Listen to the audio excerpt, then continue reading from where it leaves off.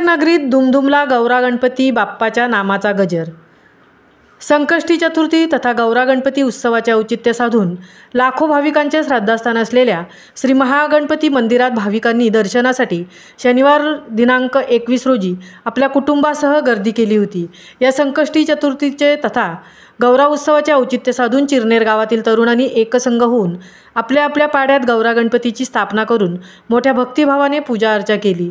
श्री महागणपती देवस्थान व 1930 सालचा जंगल सत्याग्रह यामुळे चिरनेर गावाला विशेष महत्त्व प्राप्त झाले आहे।